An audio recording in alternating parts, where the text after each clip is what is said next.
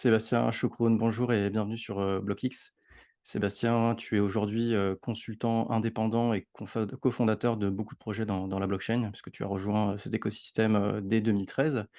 Est-ce que tu pourrais dans un premier temps, s'il te plaît, te présenter ton parcours et justement comment tu as intégré l'écosystème blockchain? Alors, merci Pierre pour l'invitation déjà. Alors voilà, effectivement, moi je me suis intéressé au Bitcoin principalement au début en 2013, hein. Il y avait pas grand-chose d'autre. Enfin bon, le Bitcoin et quelques autres. À cette époque-là, j'étais en thèse de maths financière. Je me destinais à être analyste quantitatif.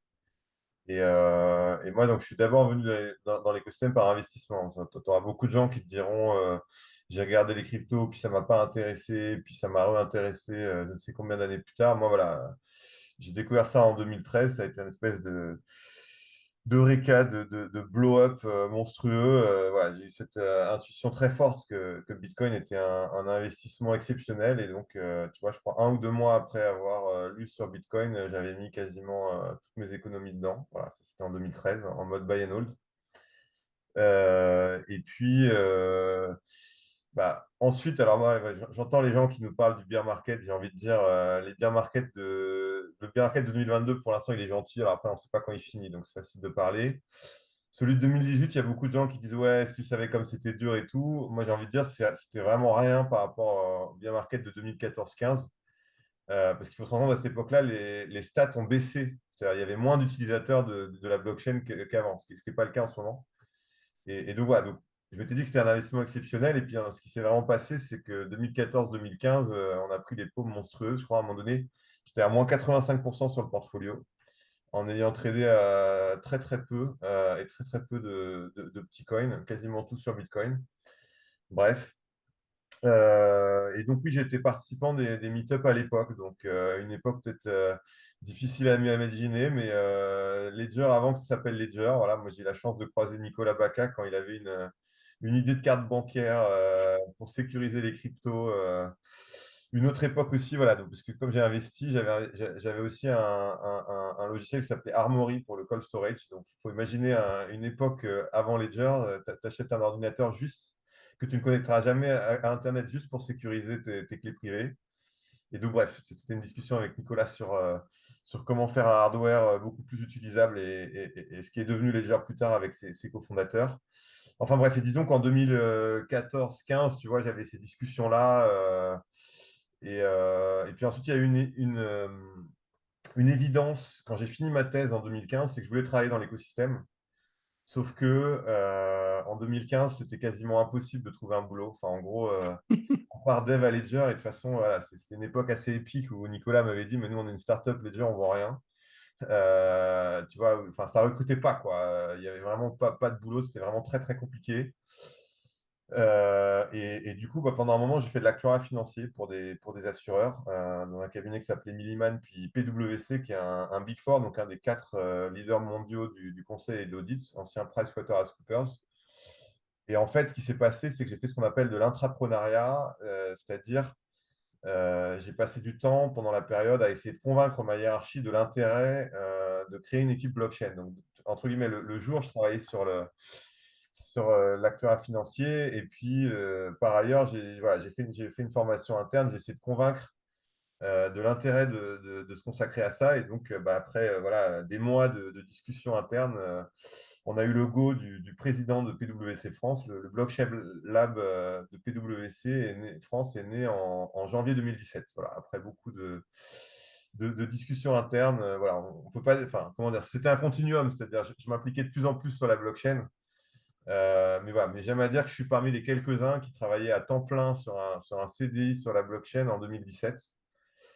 Euh, et donc, PwC, donc Blockchain Lab qui existe encore, hein, même si je l'ai quitté plus tard, on a travaillé et il travaille toujours, hein. Enfin, après, voilà, je ne suis plus dans l'équipe, donc je ne peux pas parler pour ce qui se passe maintenant. Mais en tout cas, sur le passé, on a travaillé sur les premières STO, donc émissions de titres financiers représentées par blockchain public. Donc, STO pour Security Token Offering, security étant le mot anglais pour titre financier. Donc, les premières STO de BNP Paribas et de Société Générale.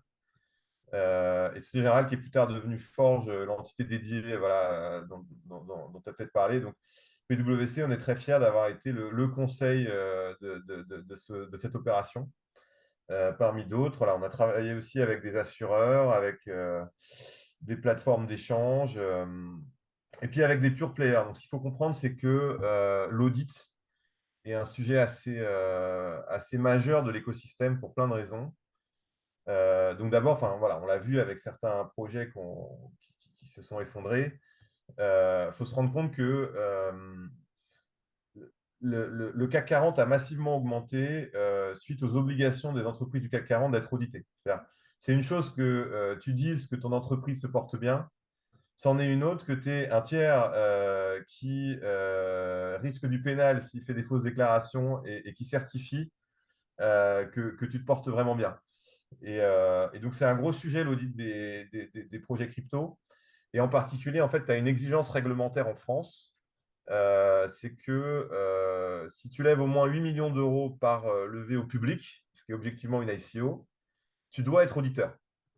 Et donc, ce qu'il faut comprendre, c'est que tu as eu une flopée d'ICO en 2017, c'était l'année des ICO. Et du coup, en 2018, ils ont eu un énorme enjeu, c'est que il fallait être audité, c'est-à-dire c'était une obligation légale. C'est-à-dire si tu es un fondateur, tu risquais du pénal, de la prison, pour être clair, si tu n'étais pas audité. Et le sujet, c'est que voilà, donc tu avais des gens qui avaient émis des tokens, et donc notamment, bah, pour citer LGO, l'ancien Legolas Exchange, qui a plus tard été fusionné avec Voyageur, et puis d'autres clients, mais voilà, un certain nombre de comptes. Voilà, ce qu'il fallait comprendre, c'est qu'ils cherchaient un auditeur et que tu avais à peu près personne qui acceptait en face. Parce qu'il y avait le sujet de dire comment tu interprètes les valorisations comptables des tokens, sachant que tu risques du pénal si tu te trompes. Et là-dessus, voilà, je n'ai pas cité tous les concurrents, il y a beaucoup de cabinets de comptabilité et d'audit, mais quasiment tous ont refusé, où il y a eu quelques mandats qui se sont moyennement passés. Et PwC a eu la position de dire on accepte et on fait. Et en gros, on propose une interprétation de l'audit et ensuite on en parle avec l'Ordre national des comptables pour avoir des règles. Et donc, tu vois, aujourd'hui, c'est des chemins très balisés, mais ça n'était pas du tout à l'époque. Et donc, en particulier, tu vois, fin 2017, il y a eu le premier mandat qui était TOBAM, donc le fonds géré par Yves Chouefati, qui est un des gros fonds, donc, enfin, c'est un fonds de fonds, et c'est un des gros fonds qui se positionne sur un peu tous les actifs et qui a un fonds Bitcoin, qui est en fait le plus vieux fonds d'Europe, et donc qui est audité par PwC. Et le sujet, c'est voilà, il y avait en gros le choix entre deux politiques qui étaient soit celle de dire on n'y va pas parce que trop compliqué, risque d'image aussi, hein. Il y avait des gens pour dire, et il y a encore des gens pour dire, mais si on travaille avec les cryptos, on risque d'être assimilé à des terroristes et autres, on n'y va pas. Mais dire oui, mais si tu dis ça, ce que d'autres vont comprendre, c'est que tu es surtout incompétent et que tu fais cette communication pour masquer ça. Et en tout cas, voilà, enfin, encore une fois, je ne vais pas rentrer au cas par cas des concurrents, mais PwC, on a accepté le mandat. Et moi, j'étais en charge de la partie technique, donc du premier audit. Alors, je ne peux pas en être sûr, mais je pense d'un Big Four, mais en tout cas de PwC. Et donc aujourd'hui, tu as des global frameworks, tout le monde le suit. Plus tard, PwC est devenu auditeur de Coinbase, de la Tezos Foundation, voilà, de très gros comptes. Mais le premier, c'était Tobam. Et donc, il y avait plusieurs volets. Mais donc, notamment tout ce qui va être comment se donner un bon confort, qu'ils avaient bien les crypto-monnaies qu'ils prétendent avoir. Et alors, revue anti-money laundering, c'est-à-dire ça aussi donner un bon niveau de confort que c'est pas, il n'y a pas de lien au blanchiment d'argent et à ces choses-là. Et une revue cyber aussi, donner une opinion sur, parce qu'il y a idée de dire quel confort tu as en tant qu'auditeur qu'ils aient vraiment les fonds. Et donc l'analyse qu'il y a eu à PwC, c'est de dire qu'il faut que tu aies une analyse sur le niveau de cybersécurité qu'ils ont. S'ils sont trop faciles à hacker, alors tu n'es peut-être pas d'accord pour dire qu'ils ont les cryptos. Voilà, et bref, et donc c'est un work in progress tout ça, mais l'audit, et en tout cas, voilà, ça a été un enjeu majeur qu'il y ait des auditeurs qui acceptent, enfin, pour un entrepreneur, pouvoir se dire, je vais avoir mes comptes régulés, validés sans difficulté et avec des gens qui savent ce qu'ils font, qui accessoirement pourront m'aider sur la cyber et autres, où je n'ai pas forcément les compétences en interne moi-même. Voilà, je pense que ça a eu un rôle assez important. Mais donc, pour différentes raisons, j'ai quitté PwC donc en fin 2019 et j'ai rejoint Nomadic Labs en début 2020 où j'ai fondé l'équipe support de Nomadic Labs. Et donc, on était en charge d'aider les utilisateurs à interagir avec Tezos. Et donc, c'était aussi bien des grands comptes. Et par exemple, Tezos, c'était cité, une des deux blockchains qui a été citée pour l'euro numérique par un rapport de la BCE. Et donc, on a travaillé avec la Banque de France. On a essayé échangé sur un certain nombre de sujets. L'idée, c'est qu'il y avait les corps développeurs qui savaient beaucoup de choses et mon équipe était en charge de faire le pont, entre guillemets. Mais on a aussi interagi avec des acteurs comme Ubisoft ou Casino, qui sont devenus des bakers et qui ont eu des projets sur Tezos. Et puis voilà, plus tard, mon équipe, je crois que c'est encore le cas de mon équipe, mais en tout cas, entre guillemets, à mon époque, il y a un moment où j'ai été modérateur du stack baking. Donc le baking, c'est le stacking de Tezos, qui est une chaîne proof of stake, enfin liquide proof of stake, bref, avec des subtilités, mais voilà, donc c'est ça le support, c'est voilà, les utilisateurs, donc que ce soit particulier, celui qui a sa machine et qui veut stacker ou entreprise. Voilà, moi j'étais en charge de répondre aux questions, d'aider. Euh, mais on va dire, voilà, après 8 ans de buy and hold, 2021 était une année plutôt positive sur les cryptos. Et en fait, voilà, ce qui s'est passé, c'est que l'année dernière, donc en 2021, j'ai vendu un paquet, je me suis acheté un appartement. Et on va dire le plan A, c'était de m'arrêter. Voilà. Je n'avais pas vraiment de plan de carrière défini. Et finalement, ce qui s'est passé, c'est que j'ai eu pas mal de sollicitations pour, pour travailler dans l'écosystème, pour donner des coups de main. Et donc, bah, j'ai travaillé notamment pour un Decentralized Exchange, un DEX sur Tezos, sur la tokenomics, donc qui s'appelle Vortex. J'ai travaillé aussi donc sur de la tokenomics de projets, notamment de jeux vidéo. Et je suis actuellement advisor d'un projet qui s'appelle Kalima, Kalima.io, donc qui fait de l'IoT par blockchain, qui a vocation à être un concurrent d'Helium. Et puis, je travaille aussi avec Wacom. Donc ça, c'était un client qu'on avait déjà à PwC il y a 5 ans, mais donc maintenant, je suis advisor blockchain de Wacom. Et donc, on a un certain nombre de projets avec Wacom.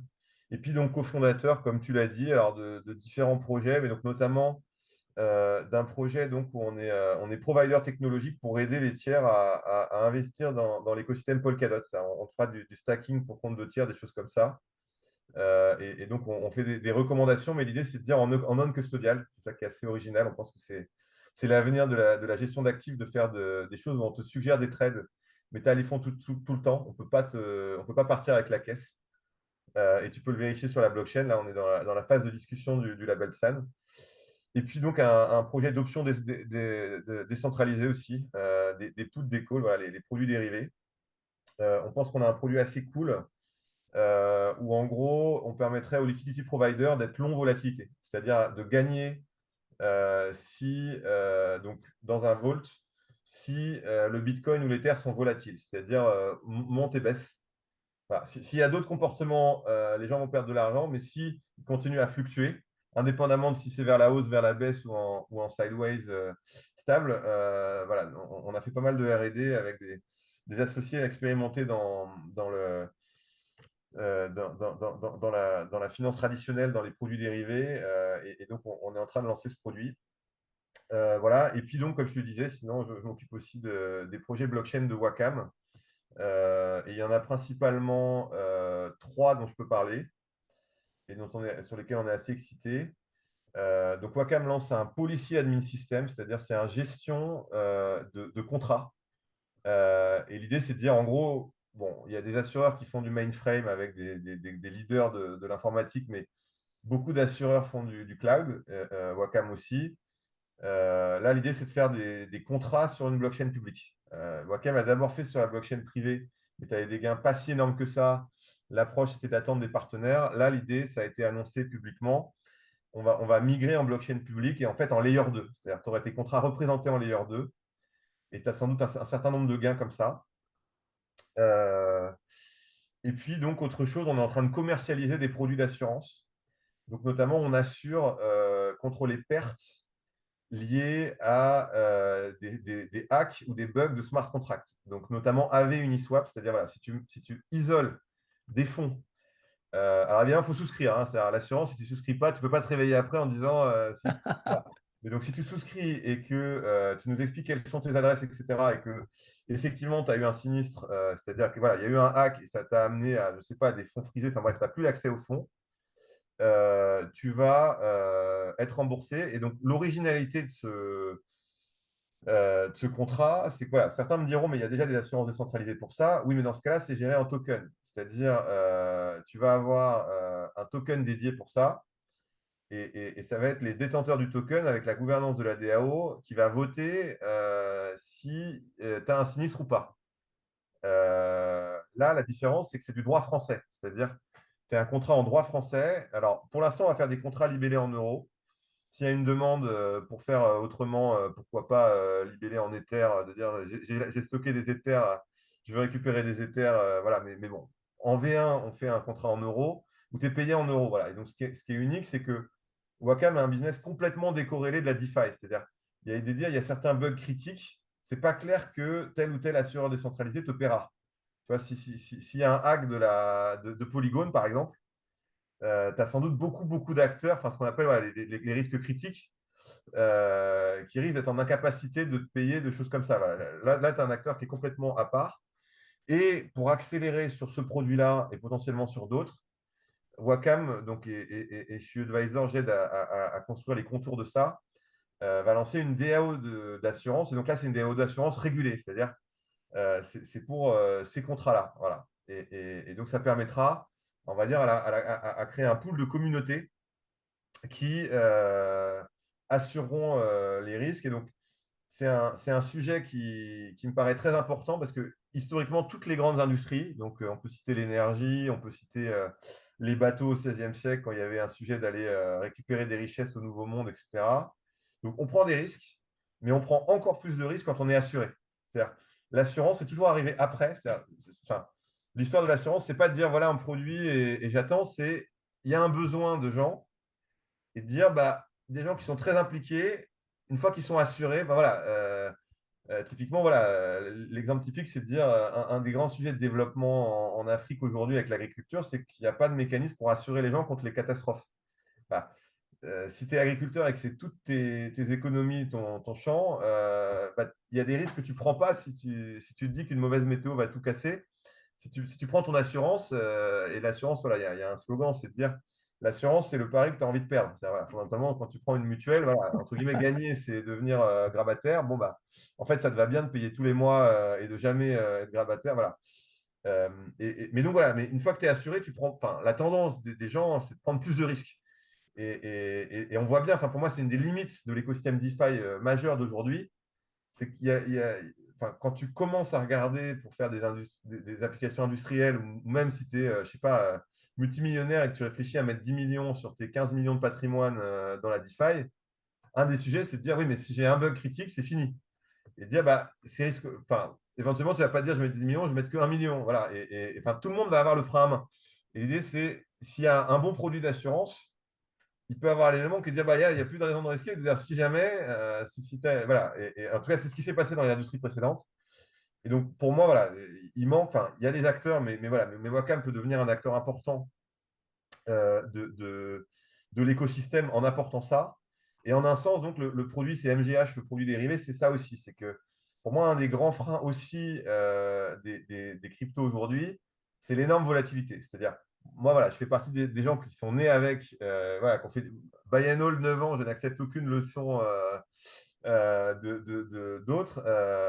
Mais dire factuellement, c'est un frein. De dire, tu sais qu'il peut y avoir une énorme volatilité, donc tu peux gagner, mais tu peux aussi beaucoup perdre. Et donc, pouvoir s'assurer de ce qu'on appelle des puts en produits dérivés, enfin, pouvoir s'assurer contre des brusques mouvements de marché, bon, ça répond à une autre problématique. L'assurance, ce sera sur des risques techniques. MGH, ce sera sur des risques financiers.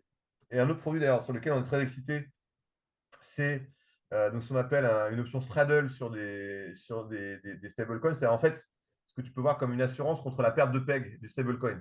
Et voilà, ces produits-là, ils ont vocation à catalyser de l'adoption de façon importante. C'est-à-dire que les gens qui sont déjà utilisateurs aujourd'hui bah, prennent plus de risques parce que le risque est assuré. Enfin, en tout cas, c'est ce qui s'est passé.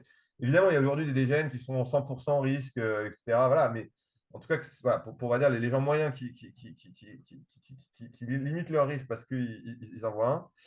Et puis, voilà, on pense que ça, c'est une conviction personnelle, que l'onboarding de plus tard, enfin, comment on arrivera à 1 milliard, voire plusieurs milliards d'utilisateurs du Web3, parce que ces risques techniques ou financiers auront des solutions simples de mitigation, de limitation. Voilà. Et donc, c'est ça les sujets qui m'occupent aujourd'hui. D'accord, bah, merci pour ce partage, parcours, vraiment impressionnant. Effectivement, en arrivant en 2013, tu as pu voir, l'adoption progressive des petites et grosses entreprises, quant à l'implémentation de solutions blockchain, en France, en l'occurrence. Et donc, bah, le sujet des assurances, effectivement, il est assez pertinent parce que, on voit aussi parfois tout et n'importe quoi dans la blockchain. Il y a aussi un gros manque de régulation qui fait que, bah, comme voilà, comme les gens disent régulièrement, c'est le Far West et ça pose un frein à une adoption plus massive, quant à, bah, mettre davantage de fonds, sur la DeFi, par exemple, ou même des organismes, centralisés. On a pu voir, Celsius, enfin le DeepEx de l'UST. Il y a énormément de choses qui sont, voilà, qui sont problématiques, qui sont des freins pour qu'il y ait davantage de personnes qui arrivent. Aujourd'hui, Wacom, est-ce que ça se présente, ils ont des concurrents? C'est un peu un précurseur, par rapport à ces systèmes-là? Et c'est surtout, en termes de timing, il y a aussi, bah, l'aspect, compliance et régulation qui est aussi vachement important pour pouvoir, bah, proposer des solutions d'assurance. Comment ça se voilà, assurance et réglementation, compliance, comment ça se passe? Alors, Wacom, c'est très clair, hein, donc d'ailleurs, pour pour l'anecdote, Wacom, c'est le plus vieil assureur de France. C'était la Parisienne OK. Assurance. Avant, ils étaient spécialisés dans les bris de vitres, en fait, dans les bris de calèche au 19e siècle. Donc, ils ont une licence historique, voilà, depuis plus d'un siècle. Et le but, c'est de capitaliser là-dessus. Donc, là, on parle d'un produit régulé en Europe. C'est-à-dire que tu as aussi des acteurs qui sont, par exemple, aux Bermudes ou autres. Là, l'idée, c'est de dire que tu as le passeport européen, c'est-à-dire s'il y a un litige, tu es en droit européen pour exiger que le sinistre soit payé. Voilà. Euh, et par opposition à donc des pays qui sont des projets qui sont dans des régulations plus light, ce qui leur permet d'opérer, on ne va pas se cacher, mais ce qui aussi peut poser des problèmes. Encore une fois, s'il y a un litige plus tard pour être payé. Et encore une fois, c'est un tout autre modèle que le token et les détenteurs du token qui décident si tu as un sinistre. Parce que ça, j'aime bien dire. Du coup, tu as aussi une incitation à garder l'argent à la trésorerie, quitte à dire que ce n'est pas des sinistres. Et le point, c'est de dire, comment dire, du coup, des petits sinistres, tu es incité à les payer, mais un risque critique. Encore une fois, voilà, Polygon qui se fait hacker son multisig, et le truc, du coup, où il y a, je pense que tu peux avoir une avalanche de contrats de sinistres déployés. À tes token holders, tu te dis, qu'est-ce que vous faites? Est-ce qu'on paye? Donc, on impacte la trésorerie de façon énorme, mais c'est pas grave. Ça nous permet de garder notre réputation. Ou est-ce qu'on dit tant pis, on verra plus tard pour la réputation. Là c'est important de rester à flot. Et le point, c'est de dire, c'est pas du tout pareil. C'est-à-dire, aujourd'hui, tu as un sujet juridique, si tu t'assures, qui est de dire, bah, si tes token holders votent que t'as pas enfin, que ta claim n'est pas légitime, que ton sinistre n'est pas avéré, qu'est-ce que tu fais, tu vois? C'est pas clair. Alors que voilà, avec le droit des assurances, il a plusieurs siècles. C'est très clair. Enfin, t'as qu'à te tourner vers un avocat spécialisé. Voilà, le droit applicable, c'est en France. Tu as une cour pour régler ça. Voilà. Alors que aujourd'hui, tu vois, de dire, ah oui, mais ils m'ont donné un NFT qui disait qu'ils allaient me rembourser sur la base des votes des détenteurs de tokens. Et là, ils ont voté contre. Voilà, enfin, il n'y a pas de jurisprudence, il n'y a rien. Donc, peut-être, hein, peut-être que c'est ça l'avenir. Voilà. Mais moi, je pense que Wacom a un modèle assez unique sur lequel on travaille. Après, voilà, on peut pas prédire l'avenir, hein, mais on est assez excité par ce produit par ce projet qui, on pense, peut avoir un impact assez majeur dans l'écosystème. Voilà. Ouais. Oui, puis comme tu dis, effectivement, là, on parle vraiment de droit européen. Il y a aussi beaucoup de sociétés bah, qui sont logées ailleurs et finalement, quand il y a des réels problèmes, bah, c'est difficile de pouvoir se retourner contre qui que ce soit. Là, avec Wacom, donc tu parlais de protocoles DeFi comme Maker, et Aave, c'est ça? Il y a une volonté de pouvoir, scaler, de pouvoir se développer, quelles vont être les perspectives? Aller sur 1 an ou 2 sur, ce que tu peux en l'occurrence dire? Alors, ça, on va dire que c'est en train de travailler ça. Là, l'approche déjà, c'est de bien réussir les premiers produits, voilà. Mais à terme, oui, enfin, je te dirais, ça, c'est la communauté qui décidera. C'est-à-dire, Wacom a vocation à lancer une DAO et la DAO a assuré sa croissance. On pense par exemple que ça peut avoir un beau succès, le produit d'assurance de smart contract. Mais à la fin, tant qu'il n'y a pas de data on-chain, enfin voilà, là, on a les premiers contrats. Voilà, il y a d'autres produits auxquels on pense. Le principe de la DAO, c'est que chacun pourra proposer des produits s'il y a un intérêt en face de la communauté. Mais l'idée, c'est effectivement, mais merci de citer AV et Maker, on serait ravis d'avoir un succès comparable. Mais oui, l'idée, c'est d'avoir quelque chose d'organique avec les uns qui ont leur avis, un débat constructif, mais à la fin, que ce soit un levier pour que tel ou tel risque très particulier, ou pas d'ailleurs, ce sera peut-être plus tard des risques extrêmement connus, mais qu'en tout cas, voilà, que la communauté puisse se construire une assurance sur les produits qu'elle souhaite. Voilà. Et donc, ce que je te dirais, c'est que moi, enfin, Wacom n'est qu'un enabler, n'est qu'un facilitateur. Mais à la fin, c'est la communauté de la DAO, si on arrive à en construire une, qui décidera de ce que ça deviendra. Et exactement comme aujourd'hui, personne n'a vraiment de contrôle sur l'avenir d'AV ou de Maker. Voilà. Ouais. Non, c'est pas évident tous les protocoles de gouvernance sous forme de DA ou autre, parce que bon, loin de moi d'être un expert, là-dedans, mais j'ai du mal à les voir encore, vraiment aboutis et adoptés, correctement les DAO. Donc en parlant de cette solution technique, toi sur les 2-3 prochaines années, est-ce que tu vois des solutions techniques particulières qui, voilà, qui t'intéressent particulièrement, que tu attends de voir le développement, comment tu après voilà, après la DeFi, les NFT, tout ce qui s'est passé, comment tu vois les nouvelles implémentations sur les 2-3 prochaines années? Qu'est-ce qui sera pertinent? Alors, bah, comme je disais, je crois beaucoup aux produits dérivés et à l'assurance. Et donc, de manière générale, les choses qui permettent de réduire ton risque. Après, il y a un gros sujet de standardisation. Enfin, en fait, deux types de standardisation. Bon, je ne sais pas si c'est l'objet ici, mais tu as un sujet de standardisation sur le layer 2, que tu aies tu vois, un data lake. Enfin, en gros, que tu puisses quasiment avoir le fonctionnement d'une base de données avec tes data qui sont available quand tu le veux. Tu vois. C'est-à-dire, c'est pas logique aujourd'hui que tu payes pareil si tu veux tes data une fois tous les 10 ans ou si tu veux utiliser tes data massivement pour ton suivi, pour tes actualisations. Et donc ça, c'est une évolution d'un certain nombre de chaînes. Mais en clair, en tout cas, on croit qu'on aura des coûts de transaction très bas. Et ça va être assez important parce que ça va être un catalyseur d'adoption industrielle, tu vois, de volume à grande échelle. Donc ça, c'est un volet qui intéresse beaucoup Wacom pour, comme je disais tout à l'heure, le policy admin system, la gestion des transactions. Et puis l'autre volet, c'est les gouvernances de DAO. C'est-à-dire aujourd'hui, en fait, tu voudrais des standards. C'est-à-dire, tu commences à en avoir, mais pas tant que ça. C'est-à-dire aujourd'hui, tu es encore obligé de coder tes propres smart contracts de vote. Et du coup, tu as un coût de l'audit, tu as un risque pour tout le monde si jamais il y a une erreur, etc. Il y a maintenant des solutions, hein, je ne sais pas s'il faut en citer, etc. Mais tu n'es pas encore au standard, tu vois. C'est-à-dire qu'aujourd'hui, tu es obligé de te lancer dans du tooling. Enfin, déjà, tu es obligé de construire tes propres certains tools à toi. Et tu es obligé de te lancer dans du tooling dont tu es à peu près sûr que dans un an ou deux, il y aura mieux. Et voilà.